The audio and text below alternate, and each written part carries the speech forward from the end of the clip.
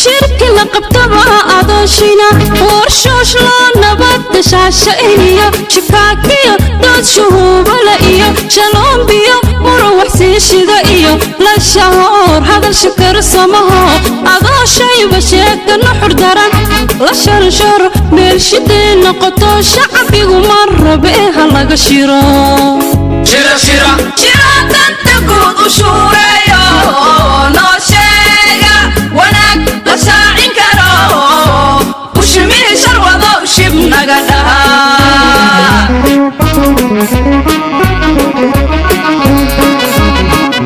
shirkada socotaanu sheequnahe kasheexa wixiina sharaf dilaye kasheexa wixiina sharaf dilaye shida nala joogtay bax shida naga bax shar soo socotaade قال علمي قبار على نوغا أعارنا عبصون على نوغا اسكن سارو إلا قال على نوغا عن قال راهي على نوغا قال علمي قبار على نوغا أعارنا عبصون مركان هالمدفع كريد عواتيس اللقا مغلب بولا الشيخ بولا بوندا برتماها عالباس وجاي واسو قبولها بركات فهد عبد خضر لك شتيم كينج كونغ ويلك حط الدمر كارم اللحظي كتولي باح اللي جيلا وبعي بايك عن برينا وبعي وقدرها قلعنا وبعي دعن كولاد الجنة وبعي شبكي يلا صدر نوة داوي يا نونو وبعي شبكي يلا صدر نوة داوي يا نونو وبعي ودار شعبي وبعي بايك عن برينا وبعي وقدرها قلعنا وبعي دعن كولاد الجنة وبعي شبكي يلا صدر نوة داوي يا نونو وبعي شبكي يلا صدر نوة داوي يا نونو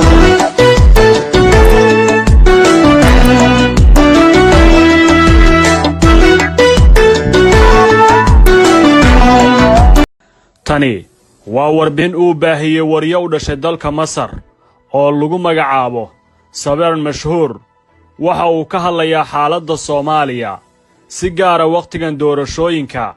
qaybin uu sheegay in la doonayo in loo kala gooyo Soomaaliya waxa kale oo uu ka sheekaynayaa qorshayaasha dawladaha Imaaraadka Carabta iyo Israa'iil ay la damacsan yihiin Soomaaliya warbixinta oo ahayd mid dheer oo muuqaal uu ka sameeyey kuna baxaysay afka Carabiga ayaan dib ugu turjunay afka Soomaaliga waxaan xoogga saarnay qaybaha ugu muhiimsan ee macluumaadka ku jira warbixinta waxaana uu ku bilaabay مشاهدينا السلام عليكم ورحمة الله وبركاته أهلا بكم في هذه الحلقة daawadayaal assalaamu calaykum waraxmatullaahi wabarakaatuh ku soo dhowaada xalqadan aan ku qaadaa dhigi doonno qorshaha sirdoonka Imaaraadku ay ku doonayaan in khilaaf iyo dagaal ay kaga huriyaan Soomaaliya Soomaaliya waxay ku sugnayd daruuf adag taasoo aan ka hadli doono madaxweynaha Soomaaliya waxaa la dhahaa Farmaajo madaxweynahan waxaa dhammaaday muddaxileedkiisa sharciga ahaa kooxaha mucaaradku waxay soo saareen war-saxaafadeed waxaa lagu sheegay inaysan ictiraafsanayn Farmaajo inuu yahay madaxweynaha waxaa kale oo lagu sheegay in la sameeyo golaha kumeel gaarka sida Liibiya iyo Xaftar oo kale ama sida Suudaan iyo Yemen waxa ay sheegeen in firaaqda Suuriya uu jiro Farmaajona madaxweyne ma ahan kaalaya mar kale arrintan kaalaya aan fiirinay qorshahan iyo saldhigga Turkiga ee Soomaaliya waa wadan Carbeed ee ugu dhagan xagga diinta Islaamka waa wadan Carbeed ee loogu xifdin og yahay Quraanka kaalaya isla fiirinay jariirada Sacuudiga laga leeyahay kaalaya aan isla eegno waxa lagu sheegay mucaaradka Soomaaliya waxay diidan yihiin in Farmaajo yahay madaxweyne kani waa madaxweynaha Soomaaliya inuu xun yahay iyo in wanaagsan yahay Allah og Al-Jazeera waxa lagu sheegay sidoo kale in Farmaajo uusan loo ictiraafsanayn madaxweyne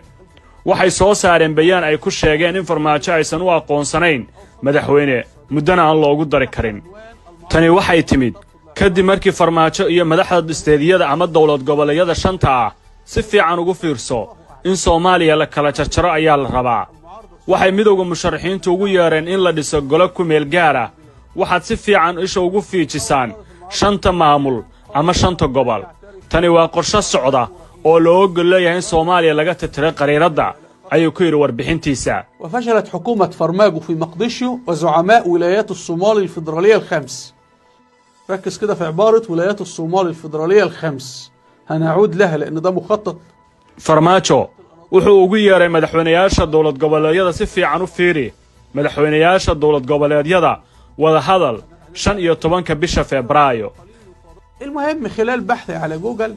وجدت ادي صحيفة العين الإماراتية. kadib markaan baaritaan sameeyay waxaan helay saxiifada al-Ayn oo laga leeyahay Imaaraadka Carabta nuqul ay qortay ciwaankeedu waa 4 sano oo xukun ah sooyaalka madow ee Farmaajo sirdoonka Imaaraadka Farmaajo waa ay ka soo horjeedaan website-ka al-Ayn ee Imaaraadka laga leeyahay qoraalkeeda waxa kale oo ciwaan looga dhigay ismoosiinta Farmaajo ee rabitaankiisa inuu ku darsado kutumashadiisa dastuurka iyo isku dhijintiisa kursiga. وهذه فكرة إسرائيلية in la dhaho waxa la sameeyaa golo ku meel gaara waa fikrad Israa'iileed oo waxaysiyo qof la yiraahdo Amzi Bishara. تعالوا حضراتكم نشوف اللي بيحصل في الصومال عشان نعرف المخطط للأسف اللي هو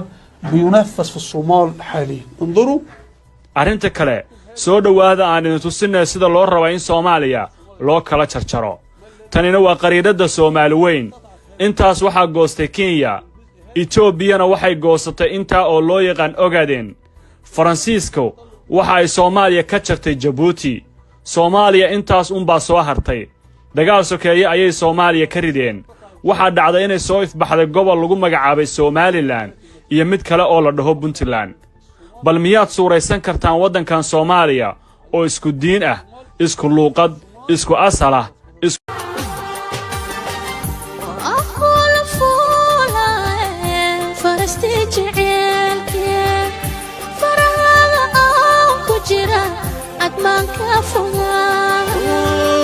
ضايق وفافت قلبي غير ما ضايفوشا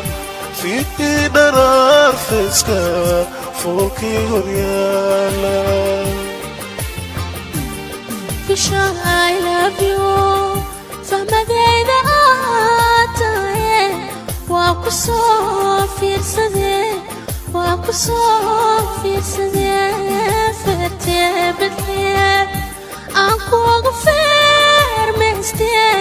أذاكو غفرحان وجدالها معاها سيدا معاها بجنيدا